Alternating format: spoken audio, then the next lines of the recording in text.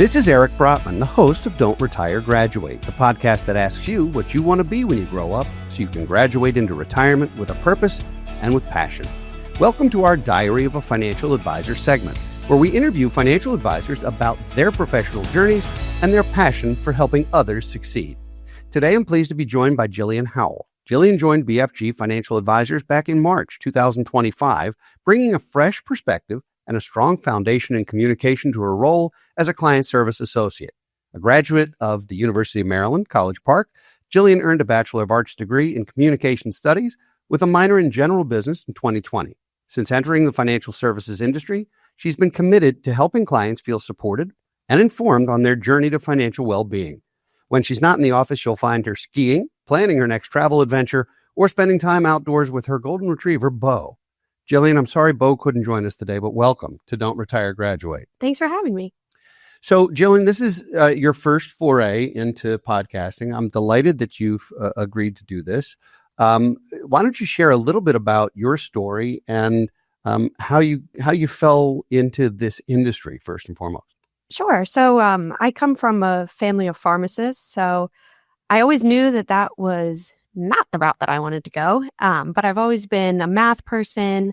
My high school mentor kind of held my hand and got me involved in the business world. So that was always something that I was interested in, but I never quite knew what I actually wanted to do myself. I know that I always wanted to be financially independent and have a job that I look forward to getting up every day to go to.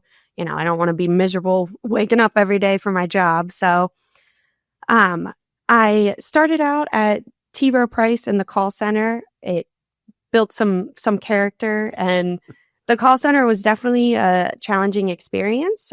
But that definitely kind of led me towards the customer service role and making sure that the information that we provide to clients is accurate and just being super knowledgeable about whatever it is at that point in time. You know, when I was there, it was workplace retirement accounts, and I've been able to expand my knowledge now. I know a little bit about annuities.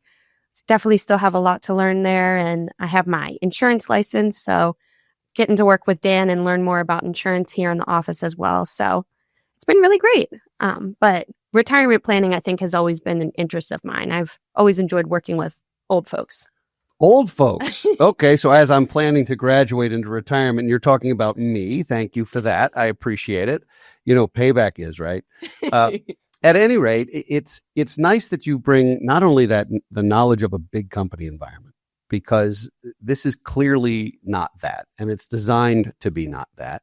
But some of the skills you learn, I mean, my first job out of college was also in a large wirehouse environment, and it wasn't my jam, so to speak. I really wanted a smaller environment where I could make a difference and play a big role. And in only, I mean, it's less than a year. It's been half a year you've been here, and you've already taken on some additional responsibilities, some additional things that you feel enthusiastic about, insurance being one of them. So this is a place where a lot of clients don't like to think about it. People don't like to talk about it all the time. No one's at their water cooler bragging about their insurance policy, but it's an important part of financial planning. So for you to tackle that, having come in kind of green in that space, what's that like?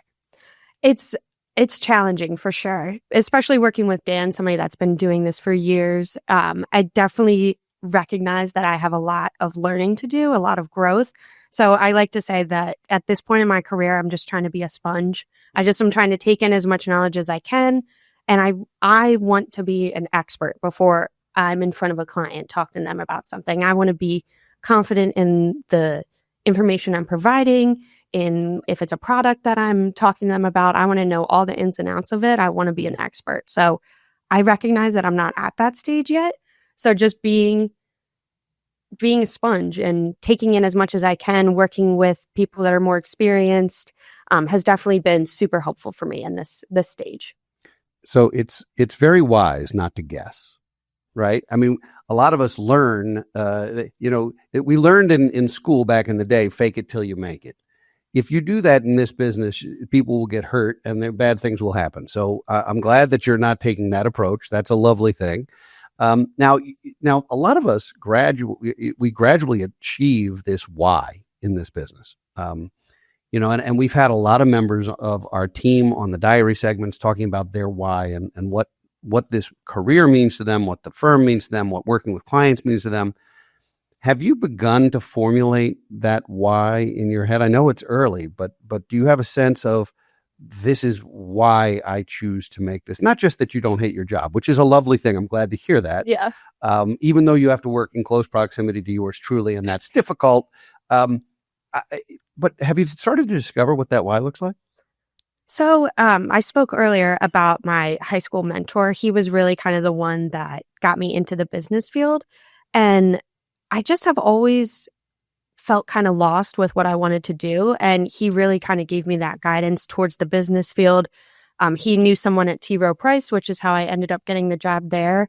And when I was working for Rowe Price, he unexpectedly passed away from a heart attack I think he was in his 50s. It was really unexpected. And now I kind of just think like everything that I do, I want him to be looking down and be proud of me about what I'm doing. Wow. And I know that he would be really proud to see where I am now. And I think that motivates me a lot. Like, I, of course, want to make my parents proud, and I know that they are proud of me, but somebody like that they're in the industry and, we really got to know each other on a personal level, that for right now is my why. I love that. And your folks are going to see this. Your daughter's a rock star, and we're very glad to have her. That's true. Although I have never said that about anyone else on the diary segment, so I'm not going to say it again. So just you, don't tell anyone. As your career advances, you're working with more and more families all across the country. You're helping solve some logistical things, some technical things. Your world is very, very detail oriented. And for me, I have a hard time multitasking. I think it's the Y chromosome actually, but I have a hard time multitasking without feeling like I'm not concentrating. How are you managing what I liken to a 9-headed hydra? You might liken it to just a barrage, an avalanche of emails or messages or things. How do you determine your sense of focus when things are coming at you in so many different directions? Definitely have to know how to prioritize things. Sending a beneficiary change form is not going to have the same priority as somebody that called in and is requesting a distribution that they need for a down payment on a home. Working on things like that, knowing where in the line of priority that things can fall, I think is super important. And then also just being able to really kind of tune other things out.